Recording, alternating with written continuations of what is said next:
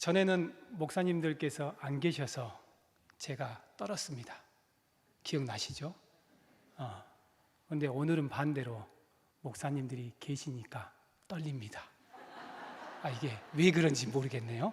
네. 오늘 말씀은 부목사님께서 전에 아시지만 여러분들도 아시다시피 지금 다리가 좋지 않습니다. 기도가 필요할 때입니다. 우리 모두가 빨리 회복될 수 있도록 기도해 주시면 좋을 것 같습니다. 그리고 거기에 보태서 떨고 있는 저에게도 기도해 주시면 저번에는 2다리가 떨렸는데 오늘은 1다리만 떨리고 있습니다. 그 이유가 무엇인지 아십니까? 아직도 기도가 고픕니다. 저번에 여러분들께서 기도를 해주셔서 그 기도의 힘으로 1다리는 떨림이 멈췄는데 아직까지 하나는 아직 안 잡혔습니다. 기도가 고픕니다. 끊임없이 기도해 주시고 여러분들이 기도가 더해진다면 감사하게도 제가 주님의 말씀을 담대히 전하지 않을까라는 생각을 합니다. 예전에 제가 중고등부 시절에 일요일 밤에라는 프로그램을 많이 즐겨 봤습니다. 그 프로그램 중에 인생극장, 그래 결심했어, 기억나는지 모르겠습니다. 그런 코너가 있었습니다. 고개를 끄덕끄덕 하시는 분들은 저보다 연배가 더 있으신 분들은 끄덕끄덕 하시고요, 그게 뭐지 가우뚱 하시는 분들은 아마 제가 보기에 여기 안 계시는 것 같습니다. 별로. 아무튼 개그맨 이희재라는 사람이 선택의 순간, 그래 결심했어, 2가지 인생 중 1가지를 택하게 되죠. 그리고 그 인생을 살아가게 됩니다. 우리들의 인생은 1가지를 선택하면 1가지를 포기해야 되죠. 그런데 그것을 이용해서 이 프로그램은 다른 1가지도 포기하지 않고 그것도 또 살아보면서 사람들의 관심도를 높이고 시청률을 높였던 것을 기억하고 있습니다. 여러분은 선택의 순간이 왔을 때 어떤 선택을 하시길 원하십니까?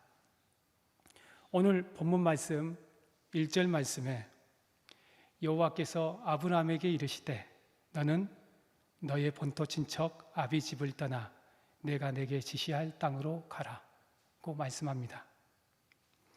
가라고 명령할 때가 아브라함이 나이 75세였습니다. 현재 75세의 나이면 어떻습니까? 몸이 건강하신가요? 아픈 곳이 없으신가요? 이사하기에 적당한 나이일까요? 제가 알고 느끼기엔 고향으로 돌아오신 분들은 계시지만 이 나이에 고향을 떠나는 분들은 없을 것이다, 그런 생각이 듭니다. 제가 요양원에서 근무할 때 치매로 고생하는 분들이 서울이나 경기 그쪽에서 계셨던 분들이 다시 이쪽으로 오시는 분들이 꽤 되셨습니다. 그 이유는 이쪽으로 오면 잃어버린 맛, 음식도 맛이 조금 나죠. 그리고 사투리, 서울에서는 표준어를 쓴다고 하는데 그 표준어가 그 어르신한테는 별로 느낌이 좋지 않은가 봅니다. 그라요, 오메 하면 더 좋아하는, 그리고 그런 환경, 그리고 그런 음식의 맛 때문에 이쪽에 오셔서 계시면 치매가 있지만 그럼에도 불구하고 더 안정적으로 더 평안을 누리면서 사셨다라는 그런 얘기를 많이 들었습니다. 그래서 이쪽으로 많이 오시더라고요. 이런 이유 때문에 고향을 많이 찾는데요, 고향이라는 것은 마음속에 깊이 간직한 그립고 종든 곳입니다. 떠나기보다는 머물고 싶은 곳, 그리고 돌아오고 싶은 곳이지요.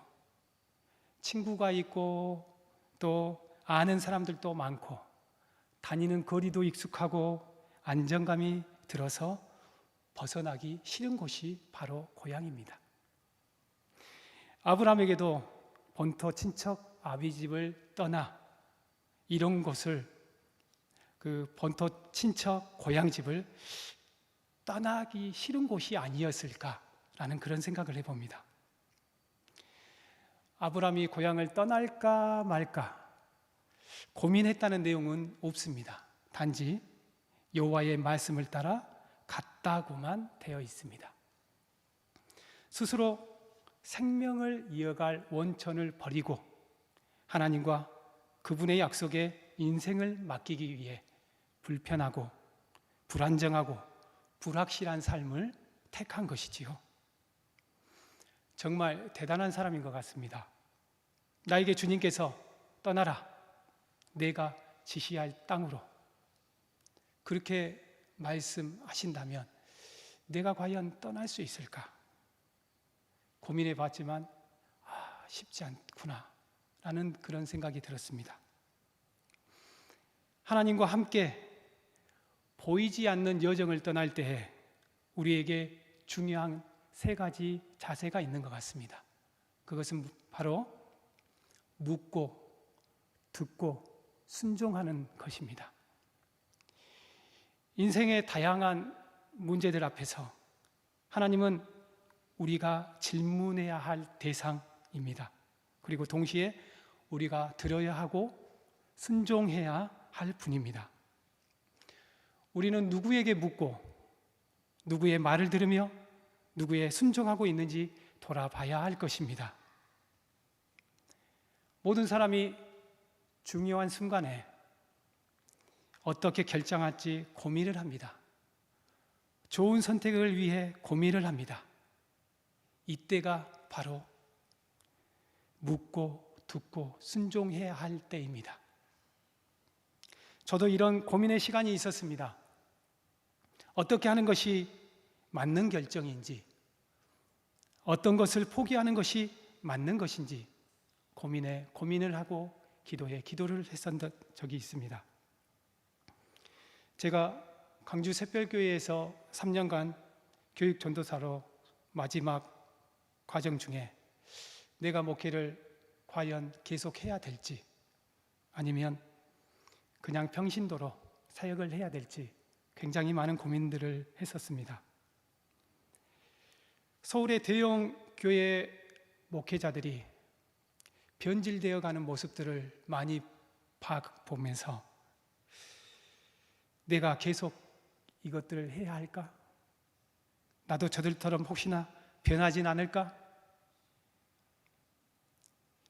또 곰곰이 생각을 해보니 서울에서 나를 불러줄 일은 없겠는데 라는 또 그런 생각도 하면서 아무튼 그런 고민들 끝에 차라리 변질되기 전에 하지 말자 라는 결론을 내리고 목회자의 길을 벗어났던 그런 저를 발견했습니다. 어떤 일을 할 건지 무계획으로 목포 집으로 내려왔고 내가 할 수 있는 것이 무엇이 있을까? 어떤 것들이 있을까? 생각해 보았습니다. 학교 다닐 때 배웠던 수화로 봉사를 하자 생각하고 수화통역센터를 가보았습니다. 봉사를 하던 중에 어쩌다 보니 목포시청 사회복지과 수화통역요원으로 3년간 일을 하게 되었습니다. 목포에서 일을 하던 중 당시 칠량교회 부목사였던 작은 형님이 잠깐 와서 도와주라는 연락을 받았습니다. 그래서 처음으로 칠량교회라는 곳을 가보았고 지금 현재 담임 목사님이신 김승환 목사님을 처음 만났습니다. 시간이 지나 형님은 담임 사역지로 교회를 옮기게 됐고 칠량교회 부교육자 자리는 비게 되었습니다. 그리고 시골인 칠량교회로 오는 사람은 없었던 것 같았습니다. 그때 김승환 목사님께서 제게 전화해서 오라고 했었죠. 제가 전화를 받고 갔을까요? 안 갔을까요? 처음에는 거절을 했습니다. 죄송합니다. 생각을 해보니까 시골이기도 하고요. 친구들이 다 말렸습니다. 목포는 그래도 여자가 많아서 결혼할 수 있는데 거기는 읍도 아니고 면단이 가면 결혼 못해. 가지마. 조금 들으니까 또 그렇더라고요. 좀 시간이 지났습니다. 전화가 또 왔습니다. 목사님이 포기를 안 하시더라고요. 목사님 얼굴은 선하디 선하신데 끈질기셨습니다. 그런데 두 번째 전화를 받고 제가 갔을까요? 안 갔을까요? 죄송하게도 두 번째도 거절을 했습니다. 또 전화가 왔습니다. 세 번째 전화 왔을 때 나중에 안 얘기지만 목사님께서 포기하시고 전화를 하셨다고 하더라고요. 사람은 자기의 생각을 내려놔야 주님께서 행동을 하시는 걸까요? 제가 그때 든 생각은 내가 뭐길래 세 번이나 전화하셔서 나를 찾으실까? 제 마음이 움직이게 됐고 그래서 칠량교회를 가게 되었습니다. 제 선택의 순간들은 저를 다시 목회의 길로 인도하고 있었는지도 모릅니다. 칠량교회에서 전도사의 직분으로 다시 시작을 하였지만 안타깝게도 중간에 목회를 하지 않겠다고 다시 거부를 했습니다.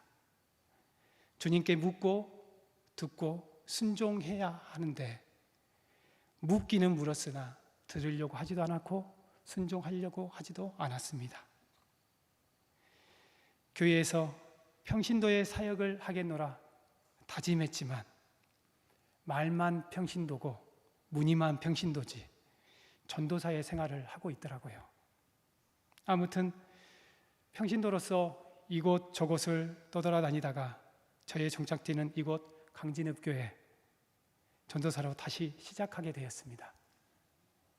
주님께 묻고 듣고 순종하였다고 생각이 드나 진짜 이게 하나님의 뜻일까? 하나님의 생각일까? 이런 생각이 듭니다. 다만 모든 사람들이 저에게 좋은 결정을 했다고 합니다. 생각도 못했던 사람들이 연락이 와서 응원을 해줍니다. 내 결정을 듣고 결국은 그럴 줄 알았다 하더군요. 나만 몰랐고 나만 하기 싫다고 도망 다녔지 모두가 다시 돌아갈 것이라고 생각을 했던 모양입니다. 다시 목회를 시작하겠다고 생각한 결정적인 계기는 사실 거울을 보고 제 얼굴을 보고 많은 것을 느꼈습니다. 저의 얼굴은 여러분들이 봐서 알겠지만 웃는 상이지요. 잘 웃습니다. 항상 웃고 여러분께 인사드리고 저의 큰 장점이라고 생각을 합니다. 그런데 그 웃음을 잃어버렸었습니다. 왜 잃어버렸을까? 너무나 큰 고민이 들었습니다. 웃으려고 하니 내 웃는 근육이 오히려 부자연스럽게 여겨지고 웃으려고 하니 내가 아닌 것 같기도 하고 지금 내가 무엇을 하는 거지? 하나님, 도대체 저 무엇을 하고 있는 겁니까? 어떻게 해야 되는 겁니까? 하나님께 물었습니다. 그리고 마음의 소리를 들었습니다. 그리고 순종하였습니다. 그랬더니 강진읍교회에 오게 되었더라고요. 요즘 신방을 다니면서 많은 분들이 저를 보고 웃으니 참 보기 좋다 칭찬해 주십니다. 얼굴에 미소가 사라졌던 옛날을 잊은 지 오래입니다. 주님께서 다시 웃을 수 있는 회복의 복을 허락해 주셨습니다.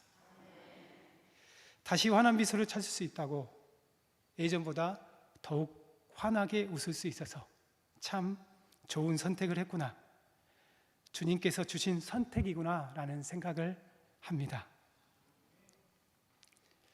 아브라함에게 하나님은 묻고 듣고 순종하는 일을 가르치셨습니다. 당시 아브라함이 하나님의 부르심을 듣고 가족과 고향을 떠날 당시 대부분의 국가는 자급자족의 사회의 부족국가 형태를 이룬 것으로 압니다. 부족국가는 다른 부족국가들과도 전쟁도 했고 그런 전쟁을 대비해야 했습니다. 그런 상황 속에서 개인의 생계와 안정을 보장해 주던 그 부족을 떠나 낯선 땅에서 홀로 살아가는 것은 당시로서는 상상하기 힘든 미친 짓이었습니다. 하지만 자신의 안정을 보장해 주던 곳을 떠나 낯선 땅으로 떠난 것은 기존에 아브라함이 가지고 있던 삶의 방식을 버리고 익숙한 환경을 떠나 하나님을 의존하며 살아가야 하는 환경을 조성해 주었습니다. 믿음으로 살아가야 한다는 것은 기존에 자신이 의존하던 것들을 버리고 하나님을 의존하는 삶으로 변화를 의미하는데 전적인 신뢰가 바탕이 되어야 합니다. 이러한 변화는 오늘날 우리에게도 필요합니다. 돈, 명예, 인맥, 학벌, 직장, 우리가 의존하는 것들을 조금씩 버리고 버릴 때, 그리고 하나님을 의존하는 그런 연습들을 해야 할 것입니다. 하나님께서는 때로 우리에게 계속해서 하나님을 찾고 의지해야 하는 환경을 허락하시곤 합니다. 그러한 상황이 반복되다 보면 힘들다는 생각에 왜 하나님은 나에게 순탄한 길을 주시지 않지? 왜 하나님은 내가 기도하면 응답해 주시지 않지? 왜 어렵게 만들지? 우리는 하나님에 대한 신뢰를 저버리게 되는 경우도 종종 발생하곤 합니다. 하지만 그것은 하나님에 대한 이해가 부족한 것이지요. 그러므로 우리는 하나님이 어떤 분인지 이해하고 경험할 필요가 있습니다. 머리로만 아는 신앙이 아닌 경험을 바탕으로 우리의 믿음을 쌓아가야 합니다. 이러한 경험적 알문, 우리가 처한 환경뿐만 아니라 그 너머에 계신 하나님을 발견할 수 있게 해줄 것입니다. 아브라함은 복의 사람이었습니다. 3절 말씀에 너를 축복하는 자에게는 내가 복을 내리고 너를 저주하는 자에게는 내가 저주하리니 땅의 모든 족속이 너로 말미암아 복을 얻을 것이라. 너로 말미암아 복을 얻는다. 제가 참 좋아하는 말씀입니다. 너를 통해 복을 얻는다. 바꿔 말하면 나를 통해 복을 얻는다. 제가 결혼하기 전 주례해 주신 목사님께 갔을 때 기도해 주셨던 내용이 기억납니다. 이 부부를 보고 모든 부부가 부러워하는 부부가 되게 해 주시옵소서. 이 부부를 보며 닮아가는 부부 되게 하옵소서라는 기도를 해 주셨습니다. 내가 주 안에 살면 나를 보고 나를 닮아가려고 하는 사람이 있다면 그것이 나로 말미암아 복을 얻는 것이 아닐까 생각했습니다. 결국은 내가 주 안에서 잘 살아야 하겠구나. 내가 복의 근원이 되어야 하겠구나. 나로 말미암아 모든 사람들이 내가 누리는 같은 복을 받고 기쁘게 살아갔으면 좋겠구나라는 생각을 하게 되었습니다. 아브라함은 복의 근원이 되었던 사람입니다. 우리들도 아브라함처럼 복의 근원이 되는 사람이 되기를 원합니다. 내가 주님을 잘 믿고 정직하게 성실하게 살아간다면 나의 모습을 본 주님을 알지 못하는 사람들에게 기감을 주게 되고, 주님의 복을 받는 사람은 이렇게 기쁘게 살아가는구나 생각지 않을까요? 주님이 주시는 기쁨의 복, 이 복을 누리고 또한 나눠주는 사람, 그런 사람이 우리 모두가 되기를 소원합니다. 헬라어의 시간이란 단어가 두 가지가 있습니다. 카이로스, 크로노스, 두 가지 단어가 있습니다. 크로노스는 물리적인 시간, 현재 몇 시고 몇 대 몇 분이고 이런 것이 크로노스죠. 그런데 카이로스는 하나님의 때, 하나님이 결정 지어주신 시간의 때를 의미합니다. 주님의 때, 카이로스 때 돌고 돌아 저는 다시 주님께로 돌아왔습니다. 마치 이스라엘 백성이 광야에서 헤매고 불평불만하다가 돌아왔듯이 훈련을 통해 진정한 신이신 하나님을 알아갔고, 알아갔던 그런 훈련의 시간처럼 저도 이렇게 훈련의 시간을 통해 감사함으로 주님 앞에 다시 돌아오게 됐습니다. 카이로스 주님의 때는 언젠가 우리들이 소망하는 일이 이루어질 때입니다. 혹시 믿지 않는 남편, 아내, 자녀들을 위해 기도하시는 분들 계신가요? 아니면 나오긴 나왔는데 지금은 쉬고 있는 분들을 위해서 기도하는 분들 계신가요? 전도하려고 하는데 계속 나온다 말은 했는데 나오지 않는 분들 계신가요? 기도하신 분들께 제가 자신 있게 말씀드릴 수 있는 것은 주님의 때에 꼭 그분들은 이곳으로 오실 것입니다. 인내하십시오. 그리고 계속 기도하십시오. 주님께서 인도하실 것입니다. 언제가 될지, 주님의 때가 언젠지 알 수는 없지만 분명한 것은 주님은 꼭 이루어 주신다는 것입니다. 저를 다시 좋은 선택, 현명한 선택을 하게 하신 주님이 저와 똑같이 주님의 때에 여러분의 기도가 좋은 선택으로 함께 해 주실 것입니다. 온전히 주님께 맡기고 의지하는 삶으로 감사함으로 주님 앞에 나가는 모두가 되기를 소원합니다. 우리의 인생살이 쉽지 않습니다. 그러나 주님께 묻고 듣고 순종하여 좋은 결정을 통해 복의 사람으로 살아가 내 삶의 주인 되시는 주님을 닮아가며 주님이 주시는 복 온전히 누리며 사는 모두가 되기를 소망합니다. 기도하겠습니다. 하나님,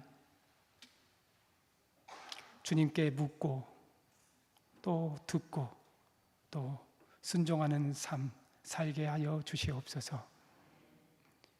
주님께 순종할 때 우리의 결정은 항상 옳은 결정이 될 수밖에 없다는 것을 깨닫게 하셔서 아브라함처럼 순종이 본이 되어 복에 복을 더하여 주옵소서. 감사드리며 예수님의 이름으로 기도합니다. 아멘.